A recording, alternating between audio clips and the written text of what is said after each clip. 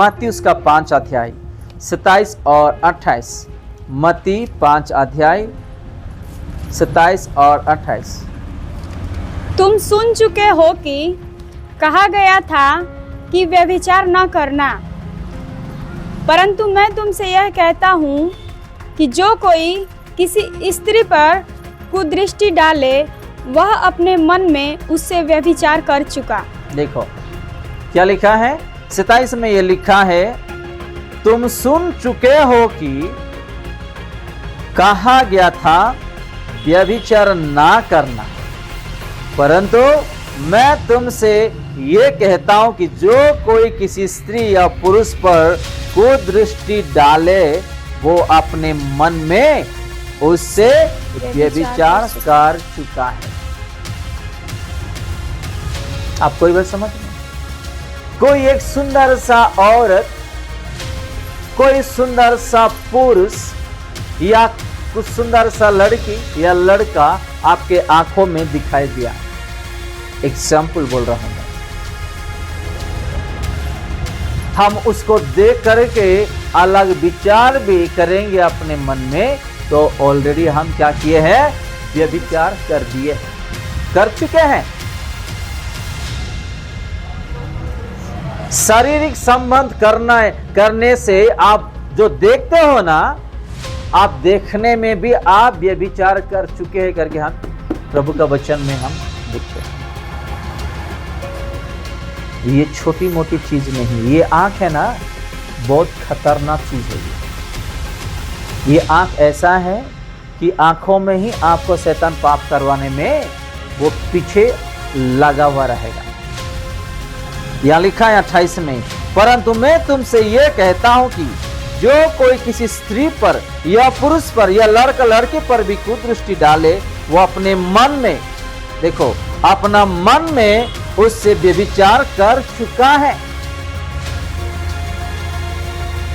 कितना बड़ी बात है। आज अपना आंखों को किस तरह रखे हैं, अपना आंखों को किस तरह सजा के जिम्मेदारी उठा के हम उसका देखभाल कर रहे हैं। ये भी हर एक पुरुष को, हर एक स्त्री को, हर एक लड़का लड़की को, हर एक को ध्यान देनी चाहिए। अगर हम आंखों में देखकर अपने मन में व्यभिचार कर रहे हैं तो उस चीजों के लिए उपवास प्रार्थना करना, या बोलने वाले बातों से हम व्यभिचार कर रहे हैं या मन में सोच में कर रहे हैं, उस चीजों के लिए उपवास करना। जब तक आप उपवास नहीं करोगे वो हटने वाला नहीं है। आप नॉर्मल प्रार्थना से आप जीत हासिल नहीं कर सकोगे। चाहे आप दारू पी रहे हो, चाहे आपको गुस्सा हो या बुराई करने का आदत है, या आप झूठ बोल रहे हो, या आपको आलसी है, आप नॉर्मल प्रार्थना से छुटकारा नहीं पाने वाले, क्योंकि जो शारीरिक इच्छा है वो उपवास से ही हो जाएगा। वो अपना शरीर को, अपना जीवन को क्या करना है? उपवास में बलि। प्रभु हमारे पापों के लिए क्या किया? उन्होंने बलि हो गए क्रूस पर, है कि नहीं? अपने पापों के लिए। तो हमारा जो पाप है, जो गंदगी है अपने शरीर में, उसको हम भी उपवास में क्या करना? बलि होना। पहले जमाने में क्या करते थे? अगर कुछ गलती होता था, पाप होता था, तो जाके बलि चढ़ाते थे। कबूतर या बकरी, अच्छा, यानी कि उसमें एक चीन भी नहीं रहना, बीमारी नहीं रहना, पुष्ट पुष्ट रहना, अच्छा रहना, यंग रहना, उसको बलि चढ़ाते थे पापों के लिए, और पाप क्षमा होता था। लेकिन वो जगह कौन ले लिए है? प्रभु यीशु मसीह। तो हमारा शरीर में अगर कुछ ऐसा दुर्बलता है, क्या करना है? उपवास प्रार्थना करना है। चाहे आप 1 हफ्ता कर लो, 5 दिन कर लो, या 10 दिन कर लो, या 2 हफ्ता कर लो, जैसे आपका मन में इच्छा है। जब तक कि आप उपवास नहीं करोगे उस चीज आपके शरीर से नहीं जाने वाला। मैं आपको लिख के देता हूं। हालेलुया। क्योंकि उपवास ऐसा पावरफुल है जो आपको शरीर से बाहर कर देता है। शारीरिक चीज जो है आपको बाहर कर देता है, आपका आत्मा को वो कब्जा कर देता है। जो शरीर जो चीज जो है, जो इच्छाएं रहता है ना, सब मार देता है आत्मा। इसीलिए हमेशा शारीरिक और आत्मा का लड़ाई होते रहता है हमेशा। आत्मा बोलता है ये मत कर, शरीर बोलता है तू कर ले। आपको ये बात समझ? इसलिए यहाँ पर लिखा है मत्ती 5 का उसी 28 में, परंतु मैं तुमसे ये कहता हूं कि जो कोई किसी स्त्री या पुरुष या लड़का या लड़की और किसी को भी किसी के ऊपर कुदृष्टि डाले, वो अपने मन में उससे व्यभिचार कर चुका है। आपको ये बात समझ में? अपना मन में वो व्यभिचार कर चुका है। ये छोटी मोटी बात नहीं है। प्रभु ने हमारे लिए मार खाया, हमारे लिए क्रूस पर चढ़ गया है, हमारे लिए उसके मुंह पर उसको थूपे हैं। किसके कारण? इसी पापों के कारण। आज हम उस पाप को छोड़ नहीं पा रहे हैं, उस गंदा चीज को छोड़ नहीं पा रहे हैं, पकड़ के रखे हैं। आप नहीं जानते हैं, यूट्यूब में कुछ गवाही सुनो, व्यभिचार करने वाले लोगों का जो हालत नरक में दी जा रही है ना, भयानक हालत, भयानक। वो पृथ्वी पर जैसे व्यभिचार किया था, उसको वैसे ही 2 गुना सजा नरक में उसको मिलता है। ऐसा कांटे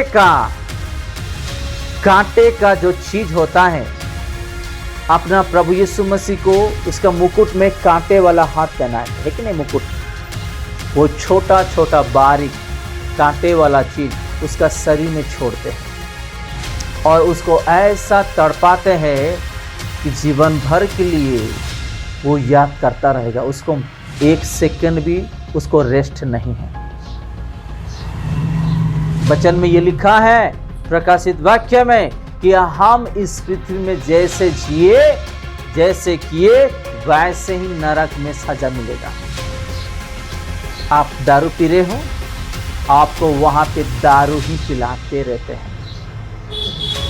आप किसी को कत्ल किए हैं, आप जैसे कत्ल किए हैं, आपको आपका शरीर में ऐसे ही उन लोग कत्ल करता रहते हैं।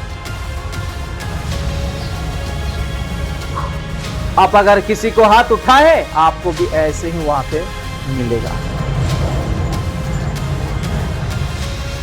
भयानक सजा। इस चीजों के लिए कोई ध्यान नहीं देते। आज हम इस धरती पे किसी को मार दिए, वो रो लिया 1 घंटा 2 घंटा, या और कुछ हो गया है, थोड़ी दिन के बाद हम नॉर्मल हो जाते हैं।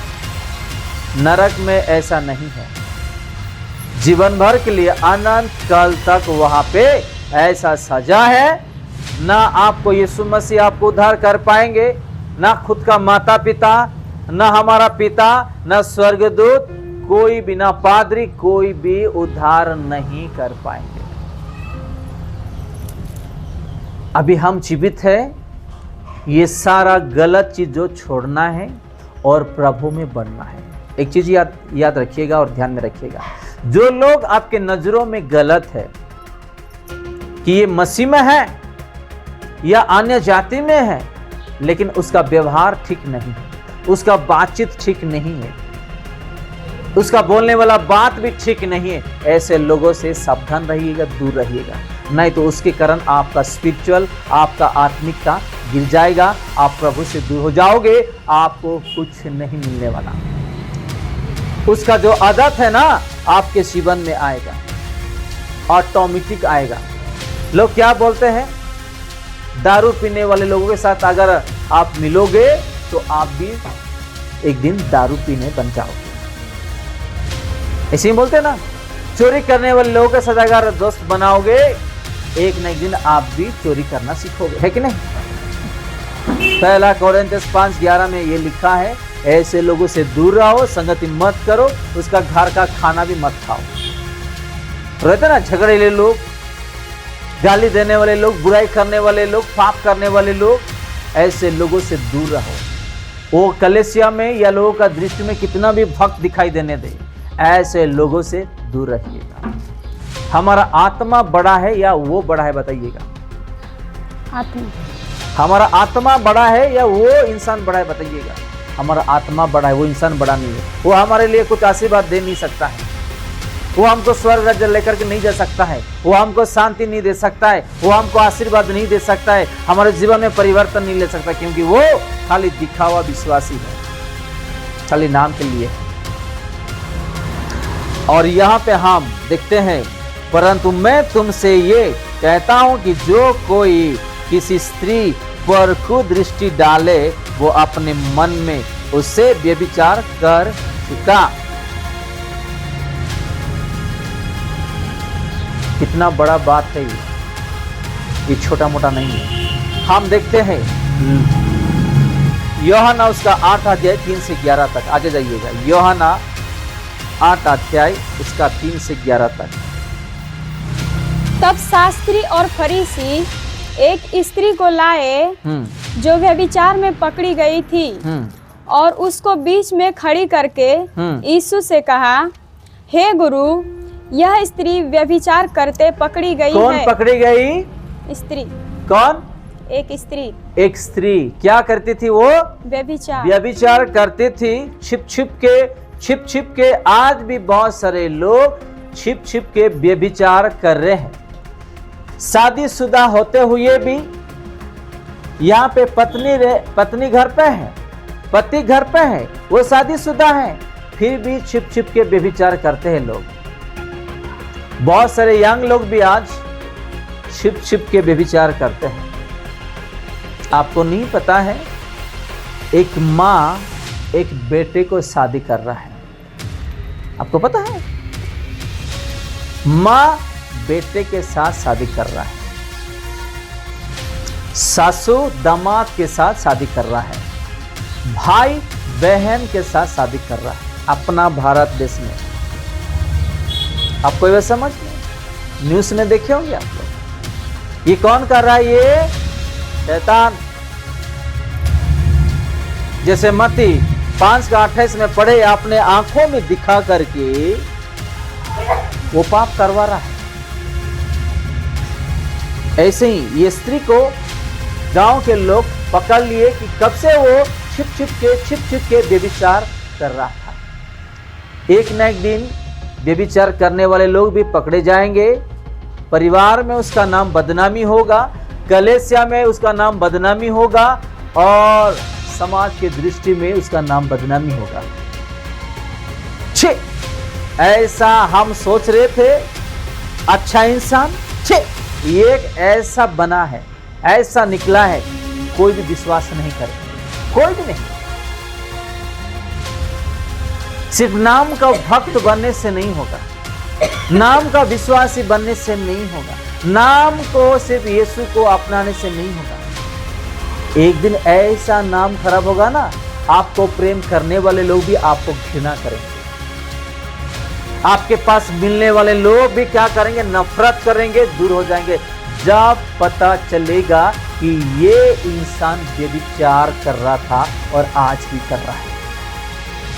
यहाँ पे देखो 3 में हम देखते, तब शास्त्री और फरीसी एक स्त्री को लाए जो व्यभिचार में पकड़ी गई थी। किसे? व्यभिचार में पकड़ी गई थी। हम अपना शहर, अपना जन्म का गांव, परिवार, रिश्ते को छोड़ के यहाँ पे जीने के लिए आए। किसके लिए आए? अपना पेट पालने के लिए आए हैं, व्यभिचार करने के लिए नहीं आया। इंसान बनने के लिए आए हैं, कुछ कमाने के लिए आए हैं, परिवार को देखभाल करने के लिए आए, बच्चों को पढ़ाने के लिए आए हैं, कर्जे से मुक्त होने के लिए आए हैं। इसी चीजों में ध्यान देना चाहिए। आज कितने लोग बर्बाद नहीं हो जा रहे हैं? पढ़ाई स्कूल कॉलेज में जाते हैं, काम के लिए भी लोग जाते हैं और छुप छुप के व्यभिचार भी करते हैं। बहुत लोगों को जानता हूं। मैं सिर्फ प्रार्थना करता हूं, मेरे घर में घुटने टेक के अगर मैं बोल दूंगा ना, नाराज हो जाएंगे। विश्वासी भी है सब, बहुत लोगों को जानता हूं। कुछ प्रभु का दास ऐसे होते हैं कि आमने सामने मुंह पे बोलते हैं, कुछ प्रभु का दास ऐसे होते हैं कि अपने जगह में, अपने घर में घुटने में आके उस चीजों के लिए प्रार्थना करते हैं। अगर प्रभु का दास को प्रभु ने बताया कि उसको बोलो, तब भी बोलते हैं। कुछ लोग जो है नहीं बोलते हैं जब तक कि प्रभु से आदेश नहीं मिलता है। कुछ लोग बोल देते हैं क्योंकि मन में रख नहीं सकते, कब मैं बोलूं, कब मैं बोलूं। इसलिए कुछ लोग को बुरा लग जाता है, पास्टर जी ऐसा बोल दिए,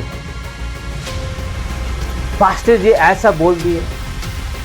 हमारा सामने बहन जी बैठी है, एक पास्टर जी के बारे में बताए कि एक मीटिंग में गई थी बहन जी। अगर हम अपना दास को, यानी कि प्रभु का दास को हम बुरा सोचेंगे, हमारे जीवन में, अपने परिवार में उसी दिन स्टार्ट हो जाएगा हमारा बुराई होने में। एक प्रभु का दास ने बहन जी को बताया, हम अगर प्रभु का दास को बुरा सोचेंगे, उसी दिन हमारा बुराई स्टार्ट हो जाएगा।